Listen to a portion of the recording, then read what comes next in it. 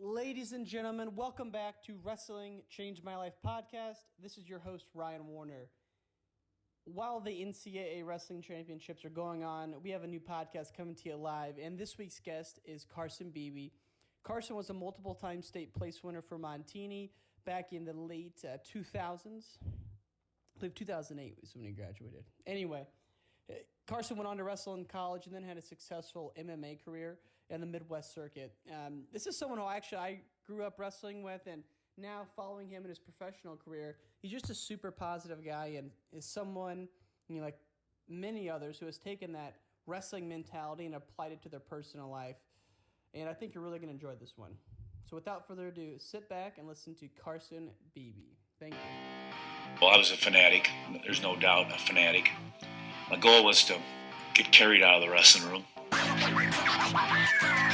because of exhaustion, and it never happened. The thing it did for me every day about 6 o'clock is that when I got out, I looked back in and there was nobody else there. Bottom line was, I didn't reach my goal. So guess what happened? I went back in the room again. But I got some quality time because of just some kind of a fanatic goal.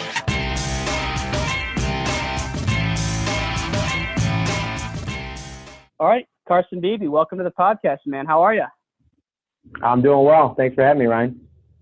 Anytime. I know we go way back to the IKWF circles. We weren't necessarily close, but, we watch each other from afar, kind of coming up through the ranks. And just for some of the listeners who aren't familiar with you, why don't you just take us through kind of your wrestling journey? I mean, I know it's a big family story with you guys and kind of what you're doing now with the coaching. Just kind of take us through that. Yeah, so I grew up in a family of 5 brothers. We were all wrestlers, and wrestling was pretty much dominated our life. I had 3 older brothers, and that's how we bonded with my old man and with each other. It was just training and beating each other up and trying to knock down big goals. So, wrestling was a huge part of my childhood, and it taught me a lot. Just by being in a family of 5 boys, combined with wrestling, I learned a lot about physical and mental toughness, how to work hard, how to stay disciplined, how to just be accountable for your own outcomes, not relying on other people, but my parents set high expectations for us, and we knew that if we were going to hit our goals, then it was 100% on us. And I think wrestling just kind of reinforced that throughout my childhood. And your brothers, man, you were an incredible elite wrestler in your own right, but your brothers were both of them 4-timers, or was just one of them 4-timer? And then he went on to win the WEC world titles. What was that story again? I can't exactly remember the details of it. Yeah, so I'm number 4 in my family with 3 older brothers. 2 of my older brothers were 4-time state champs in high school. And then my older brother Chase was world champion in MMA for an organization called the WEC. So for any of the hardcore MMA fans out there will know what that is. But yeah, they set the bar really high. And like I said, they set the bar, and my goal was to be better than them. So just to hit the bar was a pretty tall task in itself. So what did you learn from those guys growing up? Because obviously in some situations, the pressure might be too much and you might shrink under it. You obviously thrived under it. So what are some of the lessons you learned from your older brothers, around the work ethic, but also just handling the pressure mentally and performing, when it counts most? Well, I learned, I think the biggest thing I learned was what it takes to be at the elite level. There's a lot of places you can go where, you will be celebrated for being a state qualifier or, breaking the varsity lineup. And I think my brothers just set the expectations much higher than would be normal. And I think that's awesome because it really pushed me. And then I was also able to see what it took to compete at that highest level. One of my brothers was extremely naturally talented, and it came really easy for him. And my other brother had the same amount of success, but had to put in a whole lot more work to get there. So I was able to, watch my older brothers do, extra sprints after practice, wake up early, put in the extra work, and really just see what it takes to be at the highest level, and know that if I'm not at least doing that, then I'm not going to get to where they are. So that was huge. It did put a lot of pressure on me though, because my expectations were to be better than them. And if I wasn't, anything less than that, I considered to be a failure. So I put a lot of pressure on myself to try to live up to that. And over the years, it took me quite a while, but figuring out how to deal with that pressure was another huge learning experience. And yeah, we were just talking about this before the show here on Penn State, and I think what they do really well is manage the pressure and just operate from a place of almost like freedom almost.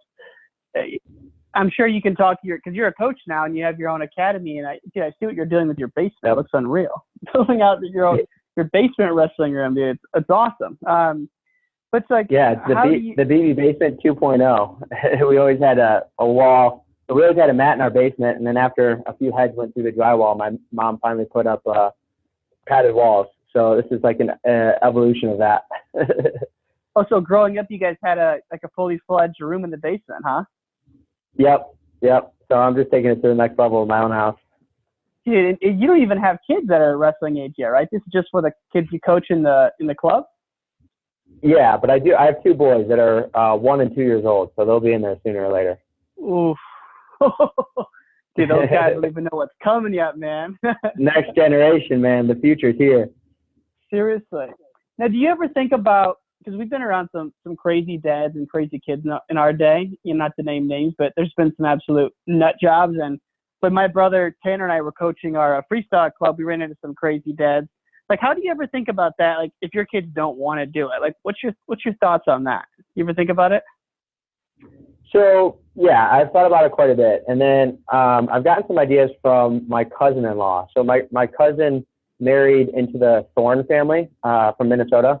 So, Dave, Mike Thorne is my cousin-in-law, David Thorne, Tommy Thorne, all studs, right?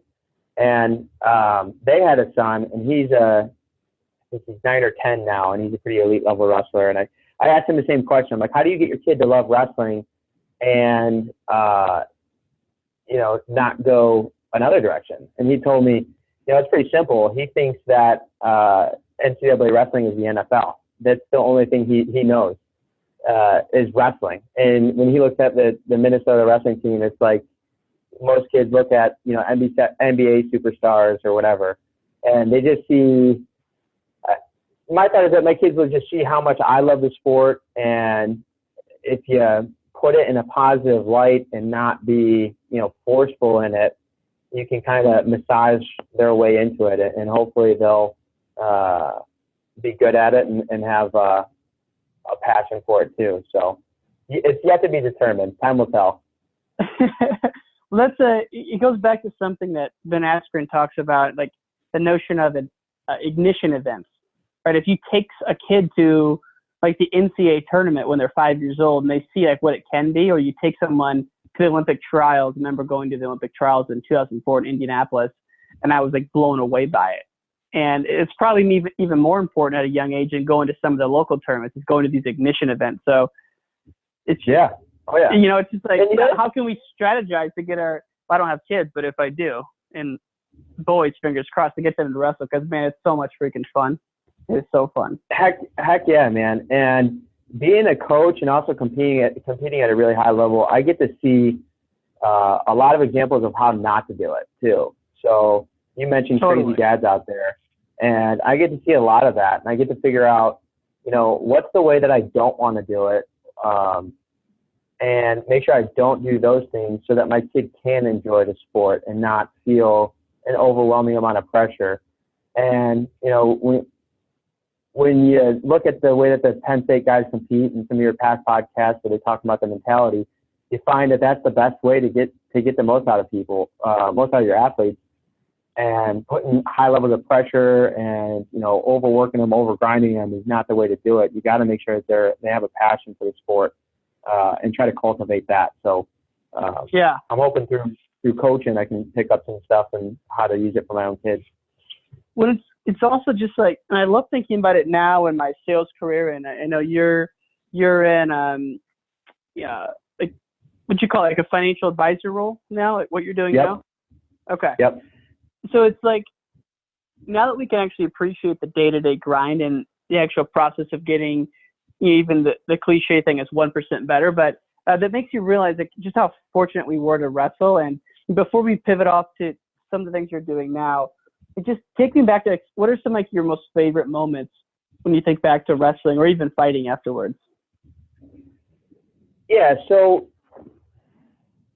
some of my favorite moments are really what came after the most terrible moments, honestly.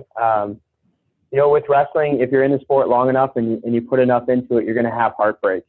And dealing with that heartbreak, like, for example, in high school, I made it to the semifinals 3 years in a row and lost every time. There was something about the pressure of the semifinals. I just had mental lapses in those moments, and be able to come back from, my goal was always to be a state champion in high school. And then my senior year, when I fell short and I knew I wasn't going to hit it, and then I came back in the wrestlebacks and beat some high-level guys and won those matches. I think I'm most proud of those types of moments where, your losses and your heartbreaks really define who you are as a person and what type of character that you have. So I was always able to bounce back after big losses like that and show kind of the type of person I am and be resilient and come back stronger. So yeah, like I said, it came after big heartbreak, but being able to bounce back and attack it afterwards, I think is probably what I'm most proud of. And I'm glad I was hoping we'd veer into this part of your career, because I remember the semis. Was it against Coleman your senior year? Yes. Yes, dude, I remember that. And you were winning, and then it's like, dude, again, I didn't want to bring it up coming into this because I know how painful it can be, but yeah, man, I mean, the fact that you came back like that and then went on to have a really successful MMA career, now are one of the elite coaches in the area. It just shows how wrestling teaches us to, like, handle adversity in life, because even if you do all the right shit, most of the time things are not going to work out in your favor. And so how do you respond to that? How do you respond to those obstacles is what I love what the sport teaches us. And so absolutely. Now you're in a professional life, and I follow your Facebook posts, man. And as I was saying before, I love social media because you can look at The Rock or look at Joe Rogan or look at like Michael Chandler, and like those guys are getting after it. But even people who I know in some of these Illinois circles like you're posting a lot of positive stuff out there all the time. So how did you, like, when your fighting career was over, like, how did you transition and just say, all right, I'm going to start attacking this next piece of my life, and kind of talk us through some of your routines or some of your habits now for your professional life? So how I got to the being obsessed with just getting better. The way I define it is I'm just completely obsessed with getting better in every single aspect of my life. And it really came from an evolution of wrestling. It came from thinking that just outworking my opponents was the key to success, and then finding in high school that doesn't necessarily do it. It's a huge component of it. You do need to outwork your competition, but if you don't have the mental game in place, then you can keep working for nothing. Kind of like what happened in high school. So then after that, I started to study the mental game. I came across a great book called With Winning in Mind. It's written by an Olympic gold medalist in rifle shooting, and he kind of breaks down the mental aspect. So I came across that book, and then I started studying more of sports psychology, which led more into just kind of life philosophy about how to approach things. And I just became obsessed with sports psychology and just finding ways to do things better and to get better in every area, and evolved into my MMA career, and then from there into my professional life. And now I'm trying to take those lessons and pass it on to the kids that I'm able to coach. So what yeah, was the book by the shooter? I think he was like a rifle shooter. What was that one called? It's called With Winning in Mind by Lanny Bassam. I'm adding it to my list. Yeah, he's a rifle shooting, and it's a short book, so it's great for high school athletes It's not very thick, but it breaks it all down. And it was really kind of the spark that, and I think I've heard you reference Flow by the guy's name that you and I can't pronounce. Yes. Milo Chizinecnak. Exactly. Yeah. But Jake, dude, don't you wish like we were able to read some of this stuff in high school? Like, I feel like oh my go back gosh. and teach high school course. If I had to teach a course in high school, it would be, all right, let's read Man's Search for Meaning. Let's read Dale Carnegie. Let's read like The Greatest Salesman in the World, Richest Man in Babylon. Let's just read these like 5 books and teach them. You know what I mean? It's like, God, I don't know how that's not taught. It's baffling to me. Changed lives, man. That one course was just changed lives.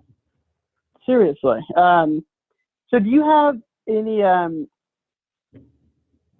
any type of routines now that you follow? Like, what's your day look like? So I know you're a super productive guy and you like to get after. What does it look like? I'm sure it's changed since you have kids now, which is crazy. You have 2 kids. I didn't even realize that.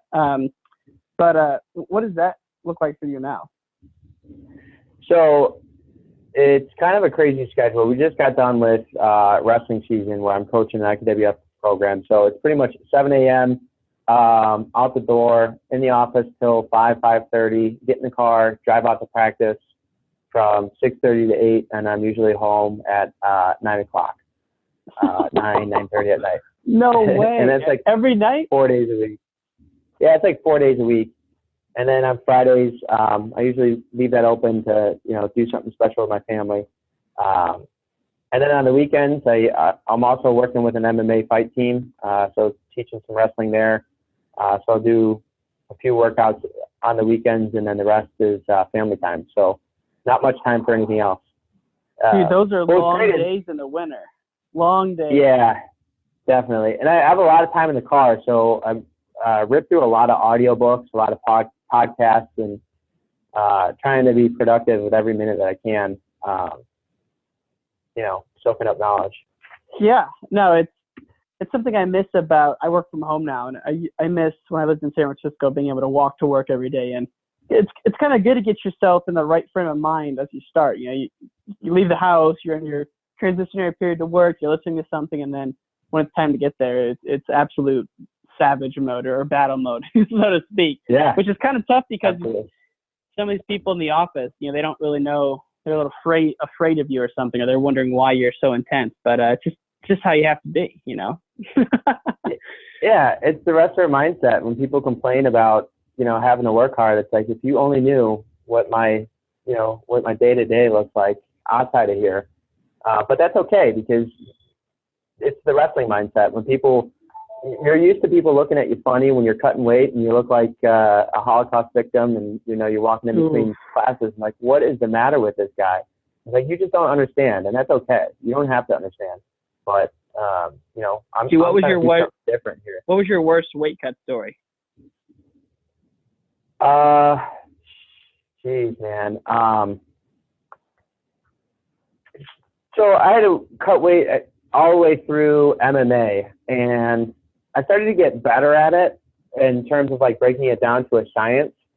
But the worst ones were like in high school, when you didn't really get the system down all that well. Yeah. I was cutting weight with one of my buddies, and his dad was like an ex-Green Beret, just a total animal. And I know who you're talking about. Yeah.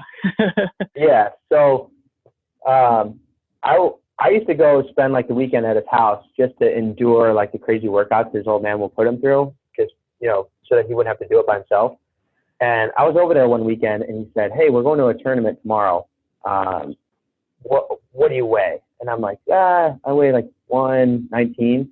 He goes, "Okay, well, what weight are you going to go?" I'm like, "Well, 119 would be fine." And he goes, No, you're going to go 112. I was like, "What? The tournament's tomorrow." He's like, "Yeah, don't worry, we'll get it off." It was like 6 p.m. at night. And so he found a YMCA that had a sauna, stuck us in a sauna, and it had like a glass door, and he stood outside the sauna with like his hands crossed. I was like, "You're not getting out of here until you shed off a few pounds." So we did that. We're like spitting in the cup all night. We get in the car, and it was in Indiana. So we get in the car, he cranks up the heat, and we're wearing plastics in the back. And we drive 3 hours in just miserable conditions. And we get there, and I step on the scale, and I was like 112.2. It was like 2/10 over. And I go, oh, no. And the guy at the scale goes, what's the problem, man? I go, I'm 2/10 over. He goes, what are you talking about? It's blocked weights, man. And I was like, you gotta be kidding me. I didn't even have to make weight for this. Oh my God, dude. That's insane though. How long were you in that? Unbelievable. And it was like a developmental tournament. I had like 3 kids in my bracket who all sucked. And it's just crazy stuff, man. Well, let's this family remain unnamed, but dude, knowing what I know about this group, what was some of the craziest shit you ever heard? Like just like intense workouts going on over there. Oh yeah. Like what were some of the things that you guys had to do though working out over there?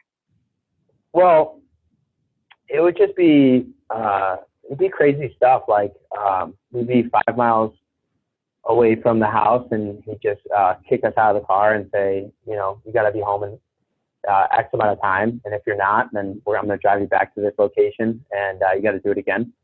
Yeah, so stuff like that. Yeah, and we always try to think smarter, not harder, and see if we can hitch a ride or find a shortcut or something like that. But it was just crazy stuff like that. You never knew what was going to come. And what was it like working out in some of those Montini rooms back in the day? Was Izzy coaching back then, or who was around, and what was it like during some of those elite teams you guys used to have? Yeah, so Coach Boo was always my head coach. Izzy was around my junior and senior year and helping out.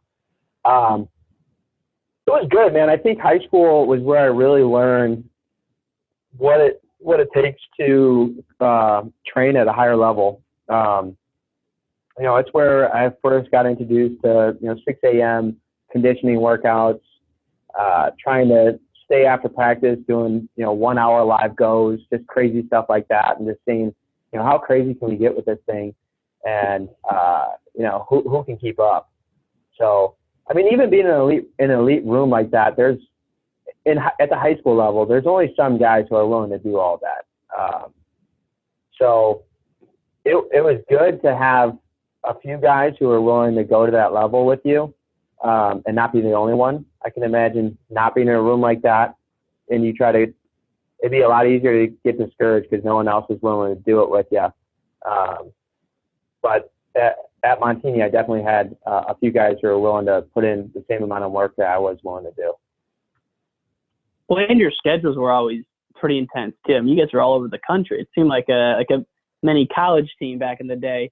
And now it's 10 times crazier now. They're going out to California. They're Russell Cormier's team out in Gilroy. And it's just crazy what some of the high school programs have become now. It's nuts. Yep, absolutely. Yeah, just keep pushing the envelope. Try to seek out the best competition. So it's awesome. Absolutely. Well, hey, let's shift into some couple of quick rapid fire questions, and we'll let you get on with your day here, because I know we're in the off season, so that means probably heading home unless you guys have started freestyle already. Yep, freestyle first practice is today, so we got 1 week off, and we're back at it. Oh, wow. Nice, man. That's where Illinois rules, man. King of freestyle wrestling, state of Illinois. Absolute, just the toughest competition when it comes to freestyle. Yep. Cool. So, question one is, looking back, what are some of the more life lessons, or what are some of the takeaways that wrestling gave you that you think about or that you use every day? Hard work would be number one. Just hard work and discipline, and be able to always try to do more than the next guy. Always try to be the first one here, last one to leave. Work harder, work smarter, and then having a passion for what you do. In wrestling, we're always trying to learn new positions, solve different problems, come at the same problem in a more intelligent manner. So working harder, working smarter, having a passion, and just always refining your craft and trying to make it a little bit better. That is the key, man. But I think that what you just mentioned there is, I've heard Yanni Yakimahalis talk about this, but wrestling is really endless. But dude, so is like the art of sale or the art of persuasion. And when people hear the word persuasion, they think it's like negative, but I don't mean it negative at all. I mean, everything you do is a sense of persuasion, but there's really no end to being a master at persuasion or a master at sales or a master at financial markets, whatever it is. That's what I love about people who have been elite level athletes. They know the process, and it's a million freaking steps, but over time, those million steps become, like a pyramid, so to speak, right? And so just that's what I freaking love about it. I'm so glad you hit on that. Yep, it's never ending. So it's always, there's always places to get better, and it's a never ending goal. So it stays fun. And another one here is, I know we mentioned a couple of books that were influential to you, but just in the past year, what's one or two you've listened to that you really enjoyed? So with Winning Your Mind, I think is a great starter book for anybody who's getting into mental management or just maybe having some problems with mental performance. It's a good starting book. And then I'm also borderline obsessed with Navy SEALs and like anything written by Navy SEALs. So a great one that's more popular is called Extreme Ownership by Jocko Willink. Oh, yeah. Awesome. Yeah, that book's awesome. And then he's also got another one called Discipline. It's like a short book, like more like poems, kind of, as much as a Navy SEAL can write a poem. But Extreme Ownership was awesome, and his other book, Discipline, was really good too. Yeah, the second one's like a field manual. I like it because you can. Yeah. I'm looking at it right now, actually, but I like it because you can jump around to different things. It's as simple as these are 10 stretches he does every day, and these are some workouts he does. So I love that part of it. Have you read David Goggins' new book yet? Yes. Yeah, that book's awesome. I thought it was great. Can't Hurt Me? Yeah, haven't got to it yet. I'm wrapping up Mindset by Carol Dweck. I don't know if you ever read that, but no, I haven't. Oh man, it's phenomenal. It's about like the growth mindset versus the fixed mindset, and people with the fixed mindset. It's not like anyone chooses to have a fixed mindset, but it just comes out in the way they look at things. So, for example, if she gives the example of someone's driving home and they find out that they got a C+ on a test they studied really hard for. Someone with the fixed mindset might get discouraged, might get disappointed, whereas someone with the growth mindset gets excited because they go, shit, like there's so much more I can learn. Yeah, I thought I had it down, but I got a C+, so there's more I can learn, and there's new ways I can study. And so just simple things like that is what she talks about in this book. It's really good. And then just my those brother, little millimeter shifts that can make all the difference in the world. Like, that's what's so fun about being obsessed with progress or obsessed with getting better is you come across little things like that where it's, you take that one situation and you just look at it a little bit differently. Just a tiny shift in your mentality can make such a huge difference. And if you're not out there hungry to learn more, to take different approaches or reading or watching interviews of successful people, you miss those millimeter shifts. And that's what I look for. Just those little tiny adjustments that can make all the world of a difference. Absolutely. Yeah, it really is just a simple mental reframe here or there. And before you know it, things have really changed, and it compounds over time. And just kind of follow up on that is, do you have any good YouTube videos or any good podcasts you go back to if you need a little boost? So, let me think here. Some of my favorites are like Inky Johnson. I don't know if you've seen that one online. Like Eric Thomas has a good one. Any short ones are, and if not, all good, obviously. Yeah, I'm on YouTube just trying to find good stuff all the time. There's one, and I'm just scrolling through my YouTube playlist right now. So I think Conor McGregor is a guy that I follow a lot just for the mindset. I mean, you got to set his antics aside. But love the guy. The mindset, love him. Yeah, if you actually listen to what he talks about about his mindset and things. It's pretty awesome. It's pretty spot on. So there's a YouTube video. It's a 14-minute YouTube video, and it's Conor McGregor, How I Use the Law of Attraction. So it's a Law of Attraction video on Conor McGregor. That one's awesome. It's a 15-minute video. I used to listen to that every morning before I got into work. So that's stuff like that's awesome. I'll have to look into that one. He's amazing. There's a Netflix documentary on him that also gets into some of that. Have you watched that one yet? Yeah, I think I have. Yep. Yeah, it's pretty good. More of a documentary about his mindset. Yeah. I hope he gets back into it. And I guess just to kind of wind this down, I'd love to. I know you're a former fighter, pro fighter. For how many pro fights did you have? Pro and amateur combined, I think it was like 27 or 28 fights. So you know the game well. And I see you working with who's the fighter out of Mexico who's like an up and coming guy? He fought BJ Penn. Yeah, I was working with Yair Rodriguez. Okay. That's who you're talking about. Yep. Yeah. So what do you think about? I got to ask you, what do you think about our man Ben Askren and carrying the torch for the wrestlers out there? What did you think about that last fight? That last fight was definitely interesting. I mean, he got beat up real bad and stuck it out, but then once he got to the ground, he's just on a different level than everybody else. I think he's a great example of how far you can go with just pure wrestling. I'd like to see a more well-rounded fighter where you can at least throw your hands a little bit. But I think it's a good example of how dominant wrestling is. And the more that the sport evolves and the more well-versed these guys become in every aspect, all three aspects of the game, from jiu-jitsu, wrestling, and striking, the more pronounced wrestling is. That it is by far the best base for MMA. There's no question about it. And the thing that I always say is wrestling takes a lifetime to learn, to become really good at. You can become a pretty good jiu-jitsu specialist or striking specialist within a couple of years. I mean, if you take somebody who's been wrestling for a couple of years and you put them against me or any other elite level wrestler, I don't care how naturally talented they are. If you've only been wrestling for 5 or 6 years, you have no chance. There's just no chance. It just takes way too long to figure out all the positions, all the pressure and all that. So yeah, it's good to see that world starting to figure that out. But to your point, dude, like wrestlers become black belts in jiu-jitsu all the time, or they become elite level Muay Thai fighters like Jon Jones. But you never, I mean, George St. Pierre's really the only guy who was not on a wrestler, but then became.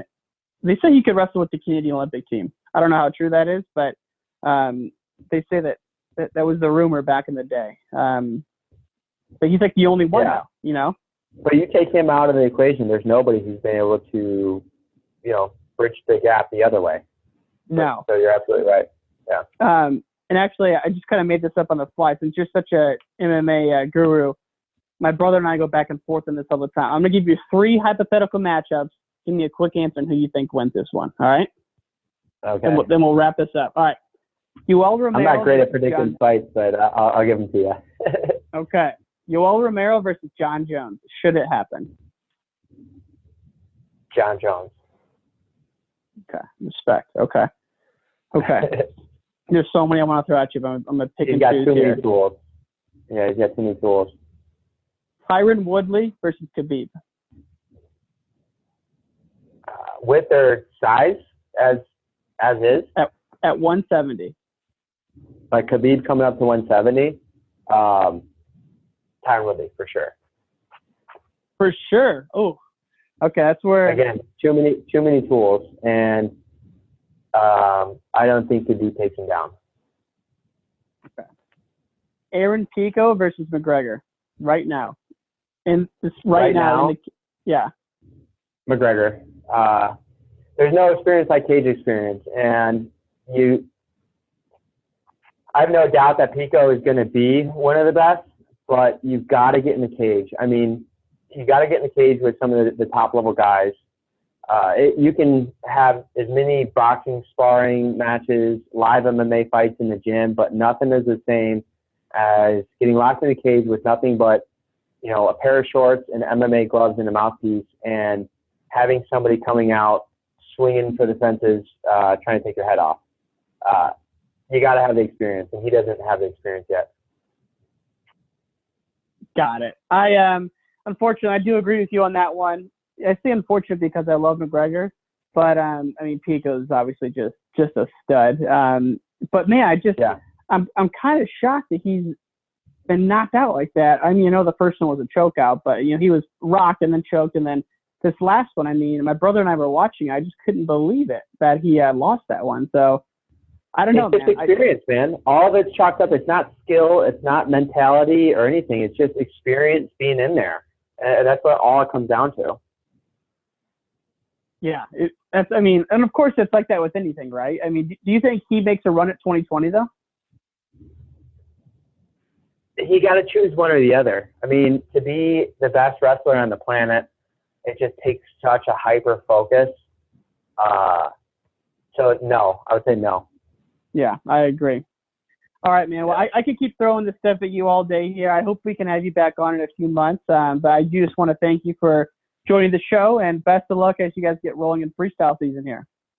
Yeah, I appreciate it. Thanks for having me on, Ryan. Anytime, man. Take care. All right, everyone. Bye. That's the end of this episode, but definitely not the end of the show. For more episodes, please go to wrestlingchangemylife.org. Subscribe to us on iTunes. Give us a star rating. Show the love, baby. Show the love. Thank you so much. We'll see you again soon. Peace.